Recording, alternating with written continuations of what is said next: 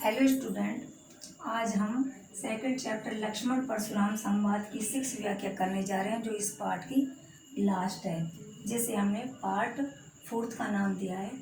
तो सबसे पहले हम इसके प्रसंग और संदर्भ को देखते हैं कि जो प्रस्तुत जो काव्यांश है वो रामचरितमानस के तुलसीदास जी द्वारा रचित रामचरितमानस के बालकांड से लिया गया है, जिसमें लक्ष्मण और परशुराम के आपसी वार्तालाप को बताया गया है। और इसकी व्याख्या होती है, अब शुरू। कहऊ लखन मुनिशील तुम्हारा। लक्ष्मण जी परशुराम की बातों को सुन करके बोले, कहऊ लखन मुनिशील तुम्हारा। हे मुनि आया परशुराम जी के लिए, शील माने व्यवहार। हे परशुराम जी, आपके व्यवहार को नहीं जान, विदित संसार को नहीं जानता। विदित माने जानता है, संसार सारा संसार जानता है कि आप कैसे स्वभाव के हो। मात पिता ऋण भय नीके। माता पिता के ऋण से तो ऋण माने मुक्त हो गए, भय माने हो गए, नीके माने अच्छी तरह से। आप माता पिता के ऋण से तो पहले बहुत अच्छी तरह से मुक्त हो गए, लेकिन गुरु ऋण रहा माने बचा। लेकिन गुरु जी का, आपके गुरु जी जो शिव जी है, उनका ऋण आपके ऊपर शेष रह रहा है।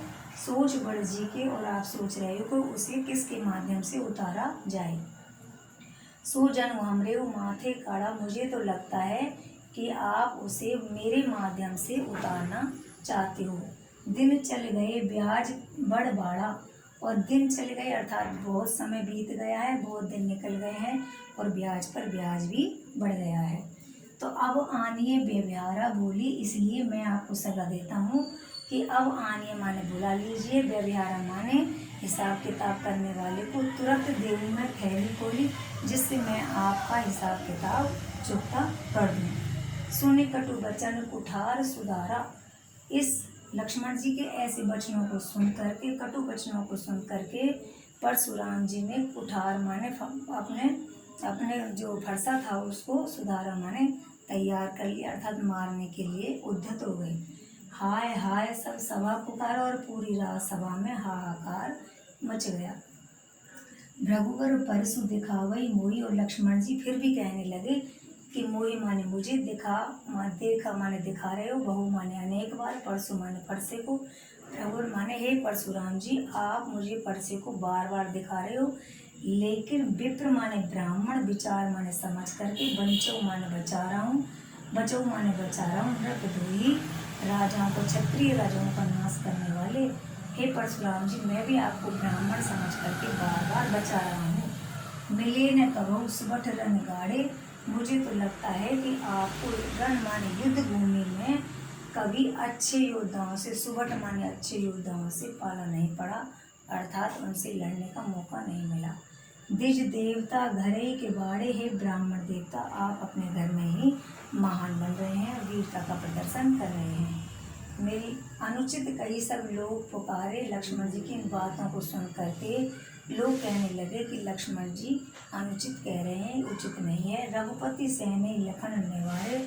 उस समय नेवारे माने रोका, लखन माने लक्ष्मण जी को, सहने माने आंखों के इशारों से, रघुपति माने श्री राम ने लक्ष्मण को नेत्रों के इशारों से रोका कि आपको ऐसे अनुचित वाक्य नहीं बोलने चाहिए। लखन उत्तर आहुति सरिस। लक्ष्मण जी के उत्तर आहुति के समान थे। भृगुवर कोप कृशानु, और उनकी कोप माने क्रोध अग्नि को, कृशानु माने अग्नि को बढ़ाने वाले थे।